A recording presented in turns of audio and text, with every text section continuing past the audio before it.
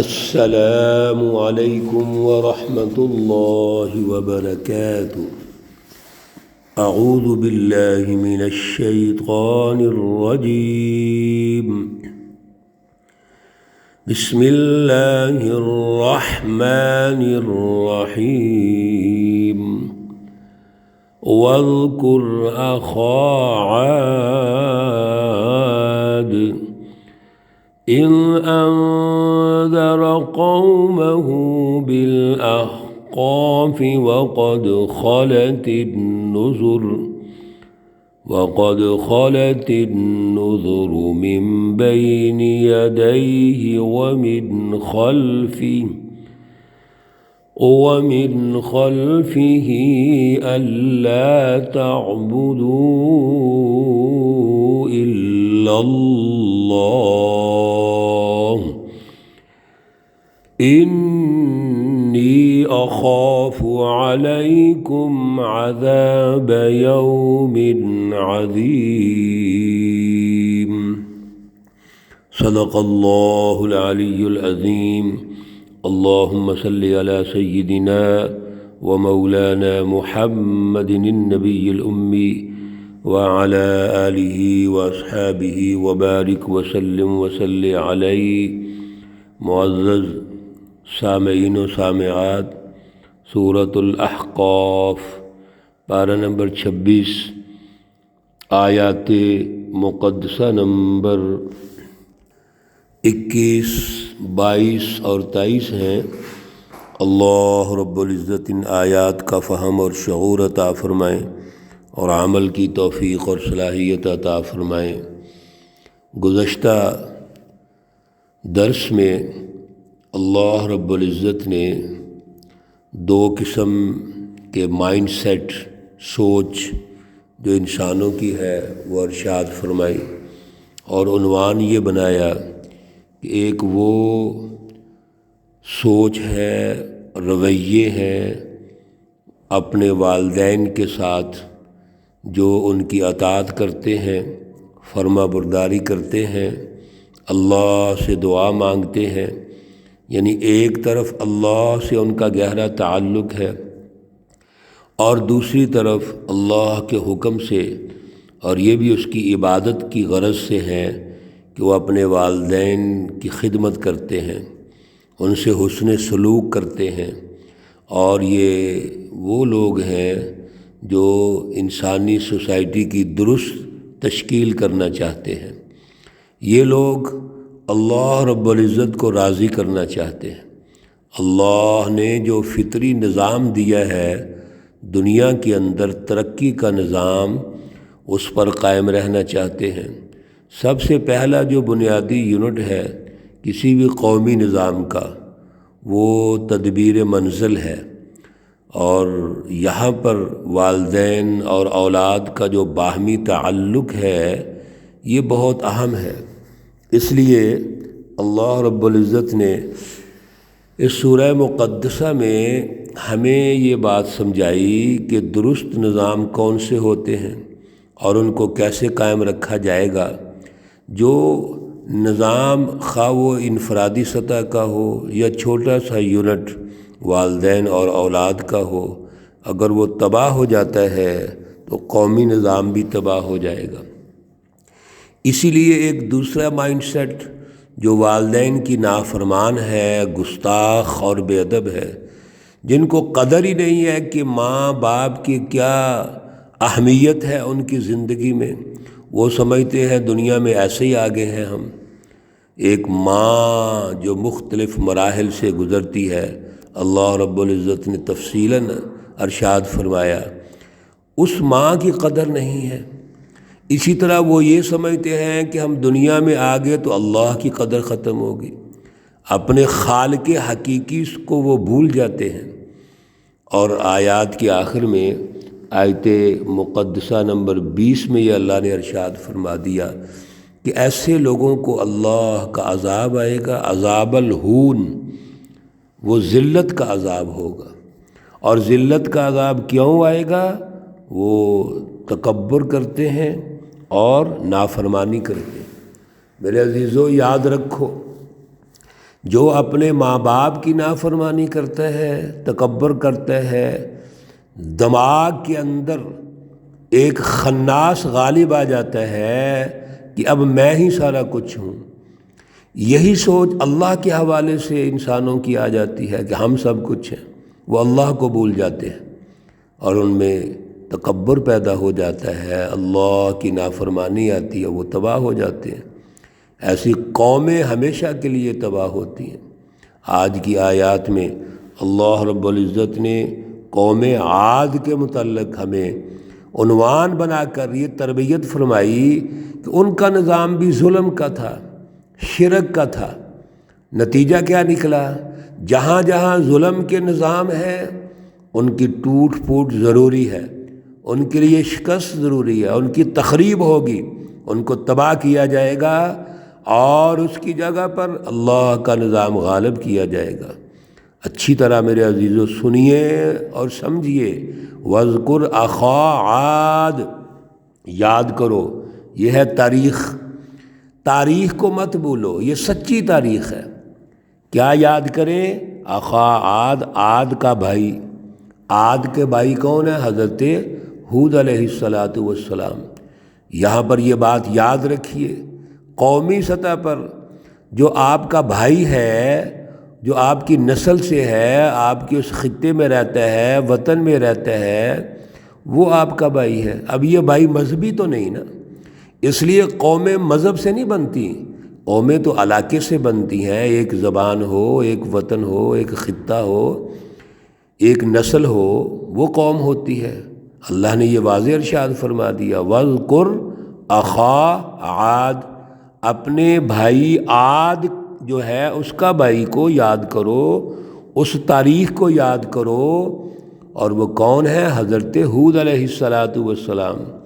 اذ انذر قومہ، جب ڈرایا اس نے اپنی قوم کو، بالاحقاف، احقاف میں۔ حضرت ہود علیہ السلام نے کیا کیا؟ اپنی قوم کو سچی رہنمائی دی، ان کو بتایا کہ درست راستہ کون سا ہے، صراط مستقیم کون سا ہے، اور غلط اور ظلم کا راستہ وہ ہے جس پر تم غالب ہو، تم نے قائم کیا ہوا ہے، آج تمہاری بالادستی ہے اس پر، وہ ظلم، شرک اور کفر کا راستہ ہے۔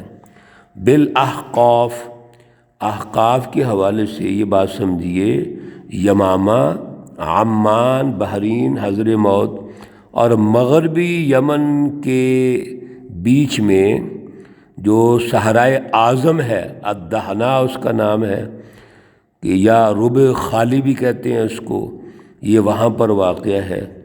آبادی تو اتنی نہیں ہے، لیکن اس کے اطراف میں کہیں کہیں آبادی وہ موجود ہے، خصوصاً وہ حصہ جو حضر موت سے نجران کی طرف پھیلا ہوا ہے، اس میں بھی آبادیاں نہیں، اور پرانے دور میں اس میں آبادی کا کچھ حصہ موجود تھا، جس کو عاد ارم کا مشہور قبیلہ بھی کہتے ہیں، اور ان کو بھی اللہ رب العزت نے تباہ و برباد کر دیا تھا۔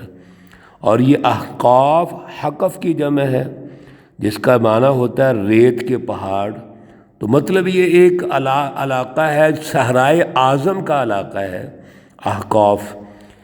یہاں پر حضرت ہود علیہ السلام کو بھیجا ہے، اور یہ اپنی قوم کے اندر سے ہی موجود ہیں، ان کو دعوت دیتے ہیں۔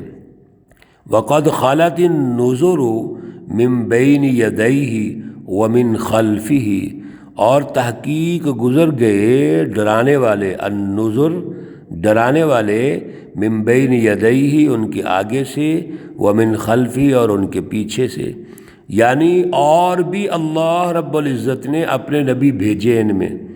دعوت کیا ہے اللہ کے نبی کی؟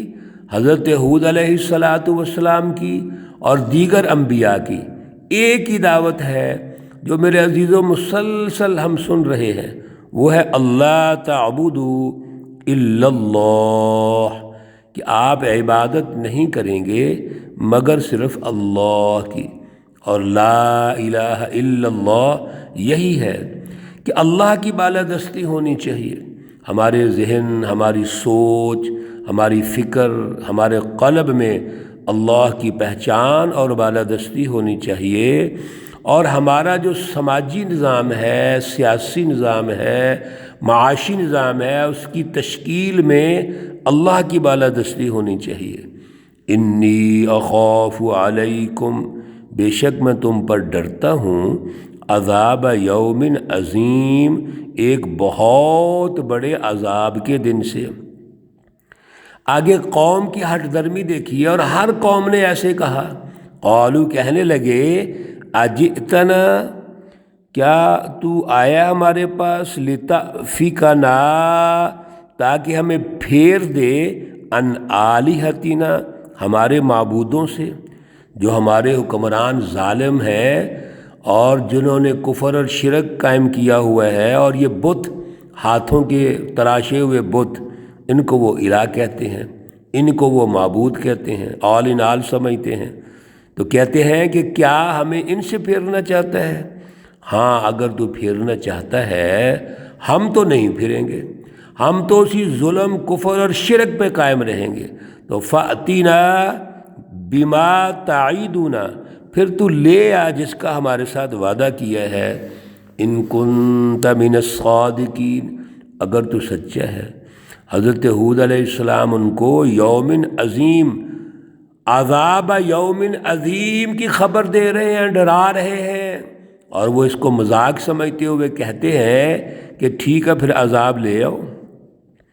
وہ فرماتے ہیں، قال، حضرت ہود علیہ السلام کہتے ہیں، انما العلم عند اللہ، یہ جو عذاب کی تم بات کرتے ہو، وعدے کی بات کرتے ہو، اور مجھے سچا کہتے ہو کہ لے آ تو پھر تو سچا ہے، یہ تو علم اللہ کے پاس ہے، یہ مجھے نہیں پتا عذاب کب آنا ہے، یہ تو اللہ جانتے ہیں۔ تمام انبیاء نے میرے عزیزو یہی کہا ہے، کسی نبی نے نہیں کہا کل آ جائے گا، سال کے بعد آ جائے گا، 2 سال کے بعد آ جائے گا، بلکہ یہی فرمایا کہ انما العلم عند اللہ، یہ علم تو اللہ کے پاس ہے، اور میرا کام کیا ہے، وَأُبَلِّغُكُمْ، اور میرا کام یہ ہے کہ میں تمہیں پہنچا دوں، ما ارسلت بہ، جو مجھے اللہ نے آرڈر دیا ہے، جس کی طرف مجھے بھیجا ہے، میرا کام ہے کہ میں وہ آپ کو بتا دوں، کیونکہ میں تو بشیر اور نذیر ہوں، میں تو اللہ کا پیغمبر ہوں، اللہ جو کہتے ہیں میں وہ آپ سے کہہ رہا ہوں۔ لیکن میں جو تمہارے بارے میں خیال کرتا ہوں، وَلَكِنِّي أَرَاكُمْ قَوْمًا تَجْهَلُونَ، لیکن تم تو ایسی قوم نظر آ رہی ہو جو جاہل قوم ہو، نادان ہو، بے وقوف ہو۔